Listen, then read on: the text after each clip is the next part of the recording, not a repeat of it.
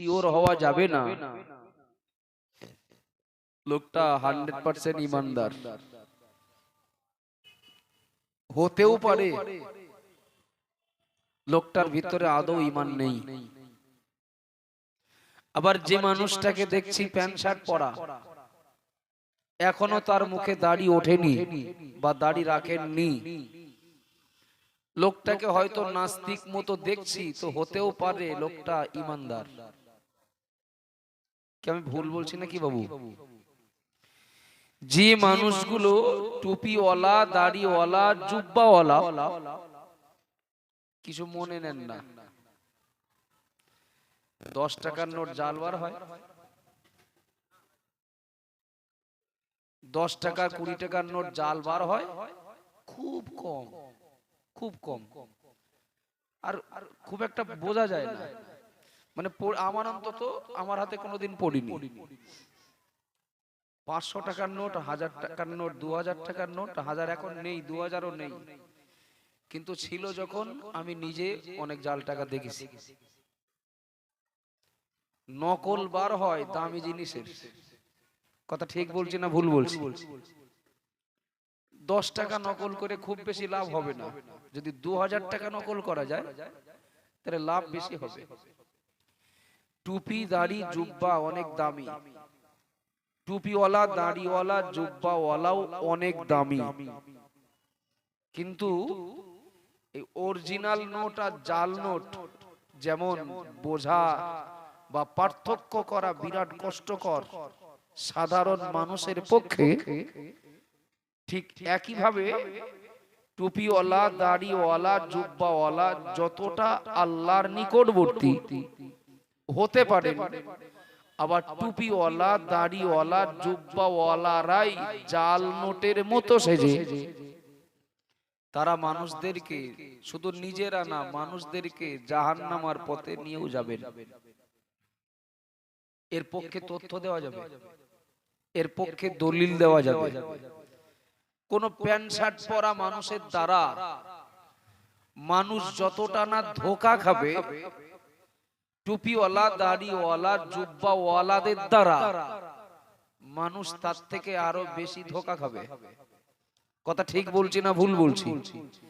একজন pant shirt পরা কি সাধারণ, মানে একদম সাধারণ বেশে কোন মুসলমান, সে হয়তো একা ক্ষতিগ্রস্ত হবে, কিন্তু তার ডাকে আর 5 জন মানুষ অতটা আকৃষ্ট হবে না। এই লেবাস পোশাকটা নিয়ে একজন মানুষকে যতটা নিজের দিকে ডাকা যাবে, মানুষ এই পোশাকের দিকে যতটা আকৃষ্ট হবে, অন্য লেবাস পোশাক পরে মানুষদেরকে অত সহজে নিজের দিকে আকৃষ্ট করা যায় না। মনে রাখবেন, প্রিয় নবী মুহাম্মদ রাসূলুল্লাহ সাল্লাল্লাহু আলাইহি ওয়াসাল্লাম বলেছেন, নবী সুলাইমান আলাইহিস সালাম তার পিরিয়ডে কিছু দুষ্টু শয়তানকে সমুদ্রে বেঁধে রেখেছিলেন। মন দেন, কিছু দুষ্ট শয়তানকে সুলাইমান নবী সমুদ্রে বেঁধে রেখেছিলেন। আমাদের নবী ভবিষ্যৎবাণী করেছেন, ওই শয়তানগুলো কিয়ামতের পূর্বে ছাড় পাবে। কবে? কিয়ামতের পূর্বে ছাড় পাবে। এবং নবী বলেছেন ওই শয়তানগুলো, ওদের কাজ হবে কিয়ামতের পূর্বে ছাড় পেয়ে ওদের কাজ হবে মানুষের কাছে কোরআন পড়া। কি পড়বে শয়তান? কোরআন পড়বে, কোরআন বোঝাবে, কোরআন ব্যাখ্যা করবে, এই করবে। আমি যা বলছি আমার কাছে দলিল আছে, আমার যদিও এটা বক্তব্যের বিষয় নয়, আমি জাস্ট দৃষ্টান্ত আকারে বোঝানোর জন্য কথাটা টাচ করলাম, যে টুপি, দাড়ি আর জুব্বা দেখে আপনার শিওর হওয়ার ক্ষমতা নেই যে এই মানুষটা শিওর ইমানদার। বিশ্বাস করুন, ইবলিস একদিন টুপি মাথায় দিয়ে নবীর সামনে আসে। কিভাবে? টুপি মাথায় দিয়ে নবীর সামনে আসে। সাহাবারা জিজ্ঞাসা করে, ইয়া রাসূলুল্লাহ, এ যদি হয় ইবলিস, তার মাথায় টুপি কেন? নবী জিজ্ঞাসা করলেন, ইবলিস তুই মাথায় টুপি পরলি কেন?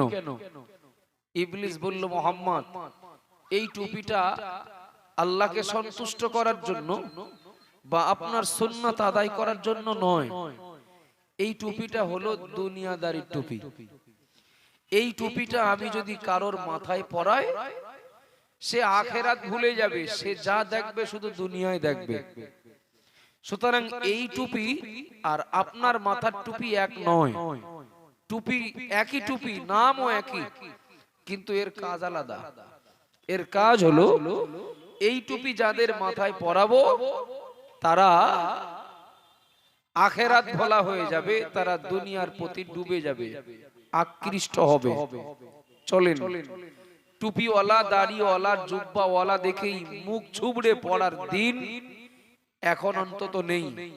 ফেসবুক তো খুলি, ইউটিউব মাঝে মধ্যে দেখি, তবে কোনদিন আমার ফেসবুক থেকে বা আমার কোন আইডি থেকে আপত্তিকর কোনো কিছু যদি আপনারা দেখেন, 100-র মধ্যে 100 শিওর থাকবেন আমি অনলাইনের কিছু বুঝি না। আমি ফেসবুক কি করে খুলতে হয় তাও জানি না, হোয়াটসঅ্যাপটা কিভাবে খুলতে হয় আমি তাও জানি না, সব অন্যের কাছ থেকে খুলে নিই। কিন্তু ফেসবুক খোলা আছে, হোয়াটসঅ্যাপ খোলা আছে, ইউটিউব চালু আছে, ও তো ছেলেপিলেরাও দেখতে পারে রানিং। তো মাঝে মধ্যে দেখি তো সাধারণ টুপিওয়ালা দাড়িওয়ালারা না, নামের আগে অনেক বড় বড় হেডিং আসে না? নেই? কেউ মুফাসসিরে কোরআন, কেউ পীরে কামেল আল্লামা শাহ সুফি, অথচ তাদের এমন এমন কথা তাদের মুখ দিয়ে বার হচ্ছে, ইবলিস শয়তান পর্যন্ত হার খাবে যে আমি ধন্য হতাম যদি তোর কাছে মুরিদ হতে পারতাম। আমার কথা বোঝা যাচ্ছে কি? নবী বলেছেন, ইয়াকুনু ফি আখিরিজ জামান দাজ্জালুনা কাজ্জাবুন, কিয়ামতের পূর্বে এমন কিছু প্রবঞ্চক মিথ্যাবাদীদের আবির্ভাব হবে তোমাদের সামনে। ইয়াতুনাকুম মিনাল আহাদিসি বিমা লাম তাসমাউ আনতুম ওয়ালা আবাউকুম ফাইয়াকুম ওয়া ইয়াহুম লা ইউদিল্লুনাকুম ওয়ালা ইফতিনুনাকুম। নবী বলেছেন, শেষ জামানায় প্রবঞ্চক কিছু মিথ্যাবাদীদের আবির্ভাব হবে তোমাদের সামনে। ওরা এমন এমন কিছু কথা বলবে, এমন এমন কিছু হাদিস বলবে, যে কথাগুলো তোমরা ইতিপূর্বে জীবনে শোনোনি। আর এই কথাগুলো বলবে যারা, তারা প্যান্ট শার্ট পরে না বলো, কোরআন সামনে নিয়ে ভুল ব্যাখ্যা করতে গেলে টুপি বলো মাথায় দিতে হবে। কথা ঠিক না ভুল? টুপি লাগবে, তা না হলে এ মাল তো খরিদ্দার কিনবে না। নবী বলেছেন, এমন কথা তারা বলবে যে কথা তোমরা কোনোদিন শোনোনি, তোমাদের বাপ দাদারাও শোনেনি।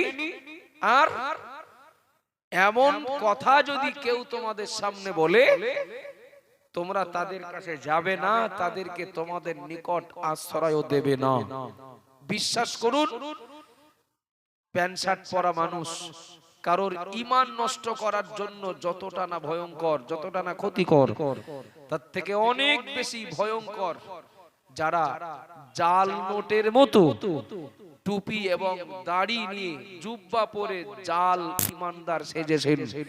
এদের দ্বারা সাধারণ মানুষ ব্যাপকভাবে ধোঁকা খাবে। আব্বাজান ভাইরা, মনে কি দিন, মা বোনেরা, মনে রাখুন, বলছিলাম আমি অন্য কথা। প্রিয় নবী মুহাম্মদুর রাসূলুল্লাহ সাল্লাল্লাহু আলাইহি ওয়াসাল্লামকে একজন সাহাবা জিজ্ঞাসা করলেন, ইয়া রাসূলুল্লাহ, ইয়া হাবিবাল্লাহ, ও আল্লাহর নবী, আপনি বলুন ঈমান কি, বা কোন মানুষের ভিতরে ঈমান রয়েছে বুঝবো কি করে? ও বাবা জিনা মায়না, আমি এই কথা বলতে বলতে এত দূর এসেছি, টুপি দেখে শিওর হতে হওয়া যাবে না, দাড়ি রেখে শিওর হওয়া যাবে না, জুব্বা দেখে শিওর হওয়া যাবে না, এমন কি নামাজ পড়া দেখেও শিওর হওয়া যাবে না, এমন কি রোজা রাখা দেখেও শিওর হওয়া যাবে না। এই মানুষটা শিওর পরিপূর্ণ ঈমানদার। ও বাবা জিরা মায়েরা, মনে রাখুন, নবী পাক নবীকে যখন জিজ্ঞাসা করা হলো, আমার নবী জবাব দিলেন, দুটো গুণ যার ভিতরে পাবে বুঝবে ওই লোকটা ঈমানদার, বুঝবে ওই লোকটার ঈমান রয়েছে। ও বাবা জিরা মায়েরা, মনে রাখুন, রাখুন। প্রিয় নবী মুহাম্মদুর রাসূলুল্লাহ সাল্লাল্লাহু আলাইহি ওয়াসাল্লাম জবাব দিলেন, ইযা সাররাতকা হাসানাতুকা। ও বাবা জিরা মায়েরা, একটু মনে রাখার চেষ্টা করি, আল্লাহ চাইলে ফিতনার যুগে উপকারে আসবে, ফিতনার যুগে কাজে লাগবে। প্রিয় নবী আমার জবাব দিলেন, ইযা সাররাতকা হাসানাতুকা ওয়া সাআতকা সাইয়্যাতুকা ফাআনতা মুমিনুন, আও কামা কানা আলাইহিস সালাম। আল্লাহ নবী জবাব দিলেন, ও আমার সাহাবা, আমি মুহাম্মদুর রাসূলুল্লাহ বলছি,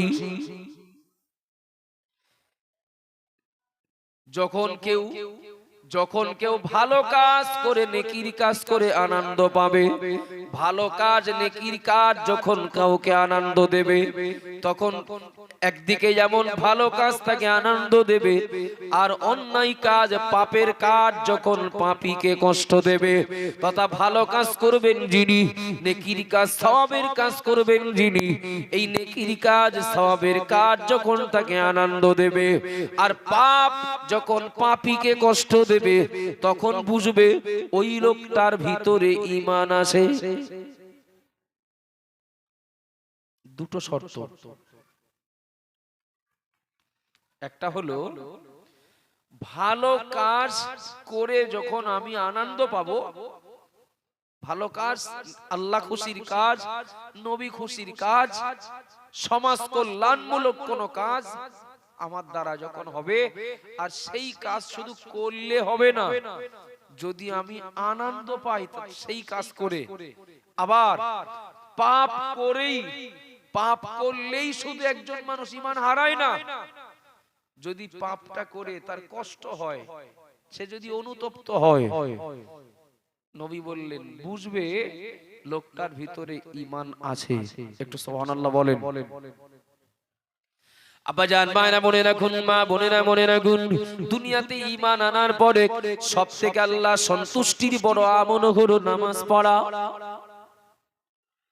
ও বাবা জিনা মায়েরা মনে কি দিন, ঈমান আনার পরে আল্লাহর কাছে সব থেকে প্রিয় আমল, সব থেকে প্রিয় কাজটা হলো নামাজ আদায় করা। কিছু মনে নেবেন না বাবা, নামাজ পড়লেই একজন মানুষের ঈমান পরিপূর্ণতা পেয়েছে এ কথা বলা যাবে না বাবা।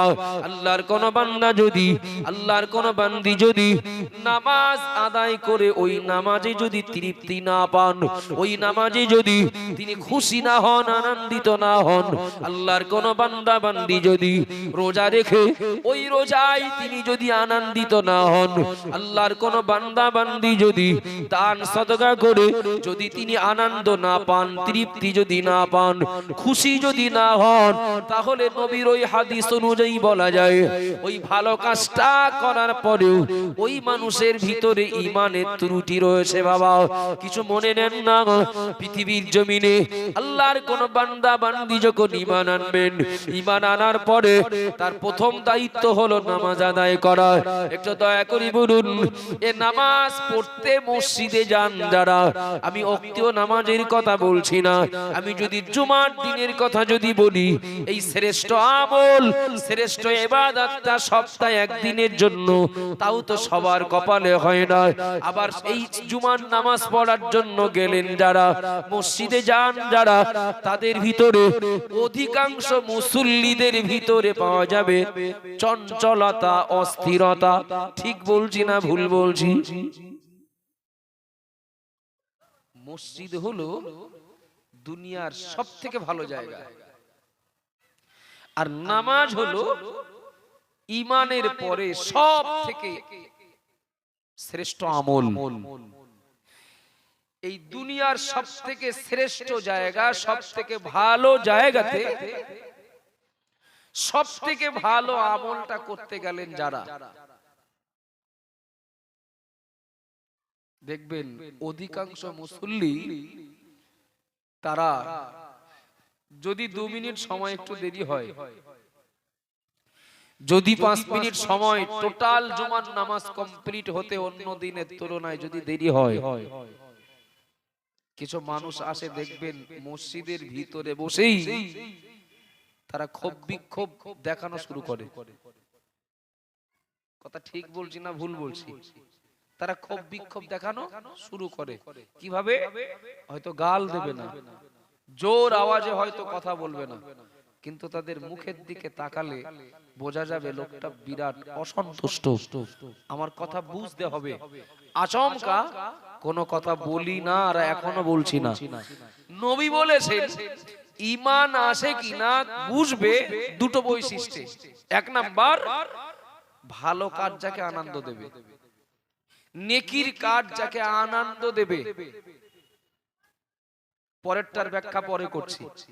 তাহলে আমি আসি মসজিদের ভিতরে, আর আসি নামাজ পড়তে যেই, আল্লাহর ইবাদত করতে যেই, তথা মসজিদে মানুষ এমনি ঘুরতে যায় না। একটু বলবেন, ইমাম সাহেবের দোয়া যদি 2 মিনিট দেরি হয়, খুতবা পড়তে যদি 2 মিনিট দেরি হয়, দোয়া করতে যদি 2 মিনিট দেরি হয়, অনেক মুসল্লিরা আসেন, তারা অসন্তুষ্ট হন না? হন না? একটু কথা বলেন না, তারা অসন্তুষ্ট হন। অথচ বাইরে বেরিয়ে দোকানে বাজারে বিভিন্ন পাপ সংগ্রহের জায়গাগুলোতে তারা ঘন্টার পরে ঘন্টা বলে বেকার সময় কাটায়। কিন্তু মসজিদের ভিতরে যদি 10 মিনিট সময়, বেশি সময় ইমাম সাহেব যদি আটকে রাখেন কোনো প্রয়োজনে, দেখবেন কিছু মানুষ আছেন তারা অসন্তুষ্ট হন। এমন কি কখনো মসজিদের ভিতরে বসে, কখনো মসজিদ থেকে বেরিয়েই সমালোচনা শুরু করেন।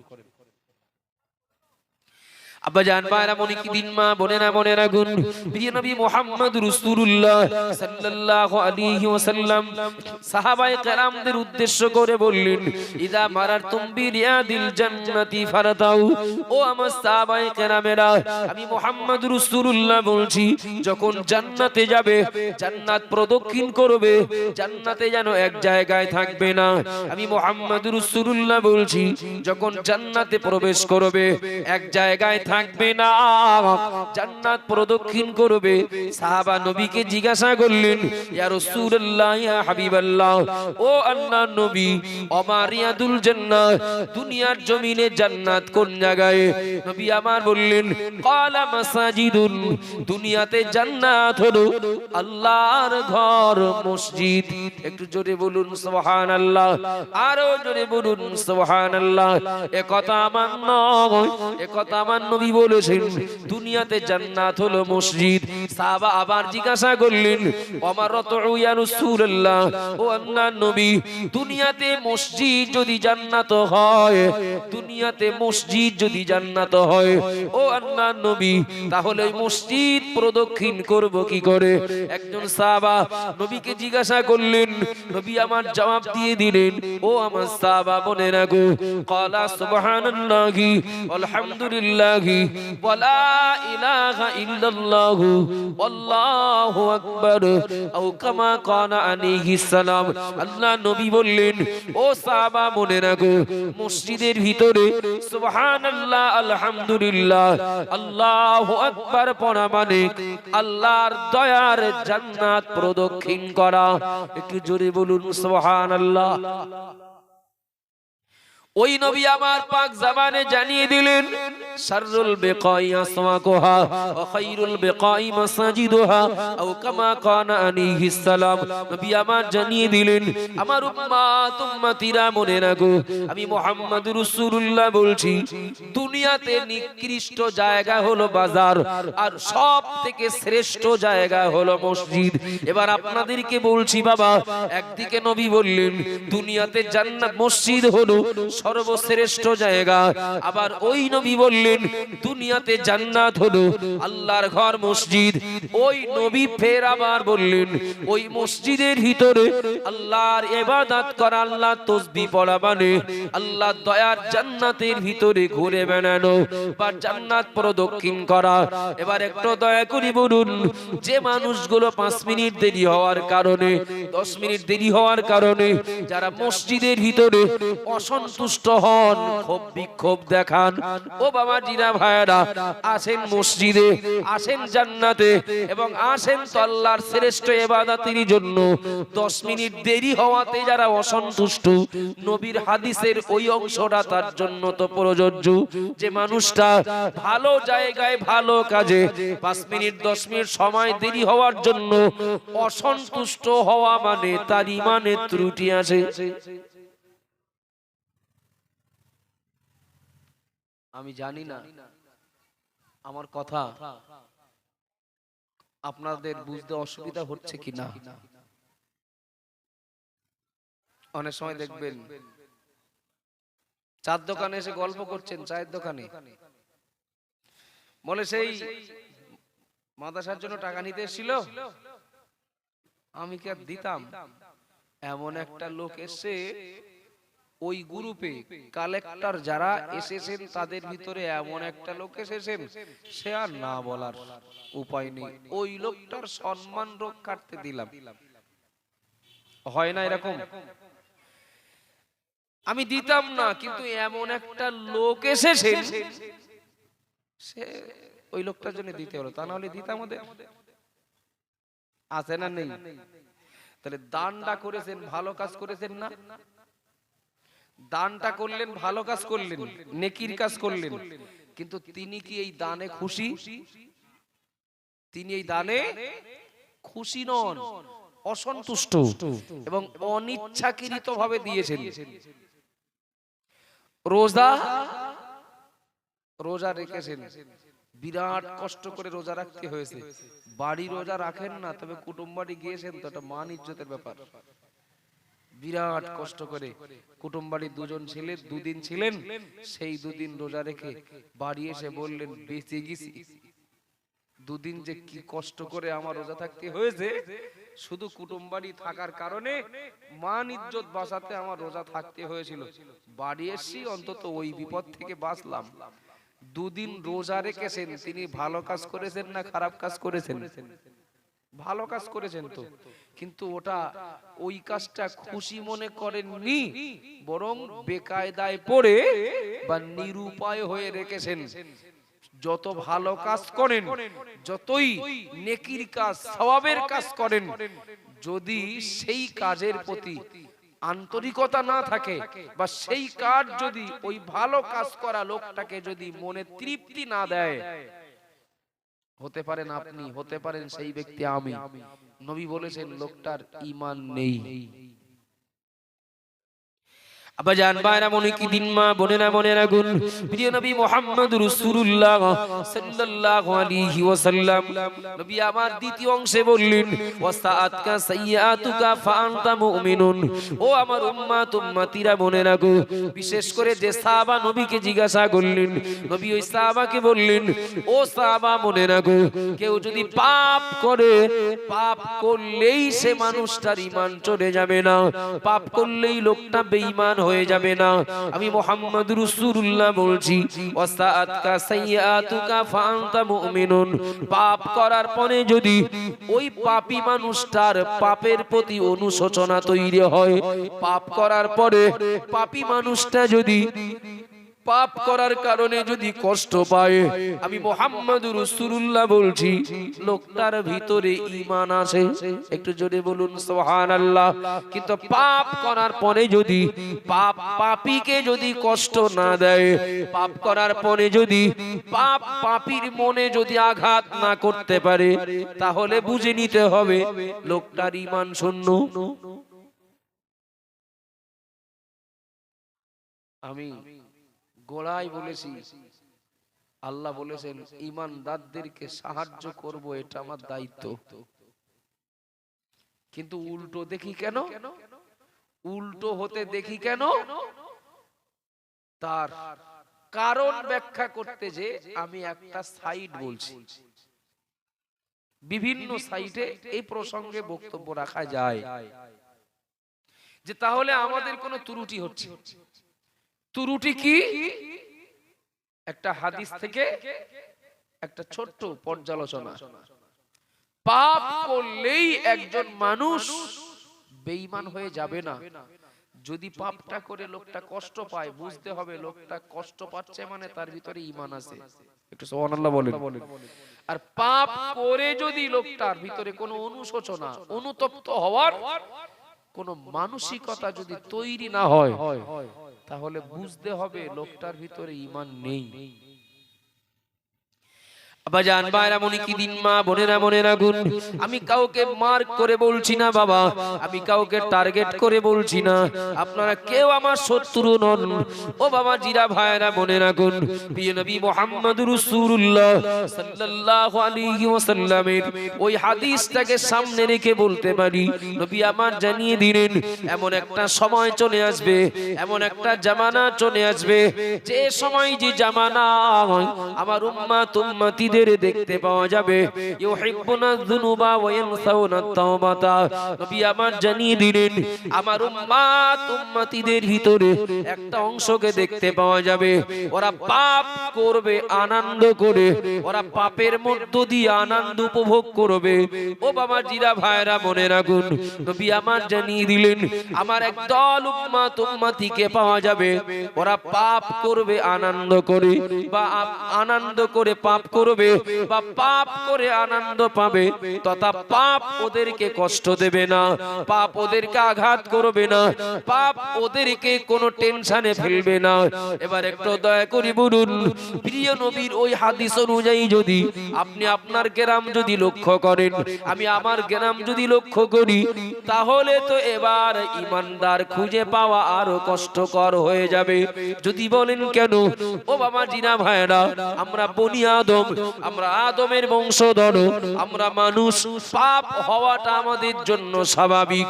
মনে রেখে দিন বাবা, প্রিয় নবী মুহাম্মদ রাসূলুল্লাহ সাল্লাল্লাহু আলাইহি ওয়াসাল্লাম বললেন পানিতে নামলে পা ভিজবে, এটা যেমন স্বাভাবিক, আমার উম্মাত উম্মতিরা দুনিয়ায় বিচরণ করাকালীন ওদের পাপ কিছু হবে, এটাও স্বাভাবিক। পানিতে নামলে পা ভিজবে, এটা যেমন আশ্চর্য হওয়ার বিষয় না। দুনিয়াতে বিচরণ করব অথচ পাপ হবে না, এটা হতে পারে না, পাপ হবে। কিন্তু কেউ যদি পাপ করে কষ্ট পায়, ইস আমি এটা করে ফেললাম, আমি এটা বলে ফেললাম, আমি অমুক জায়গায় গেলাম, আমি এই কাজটা করলাম, এটা আমার করা ঠিক উচিত হয়নি, পাপ কাজটা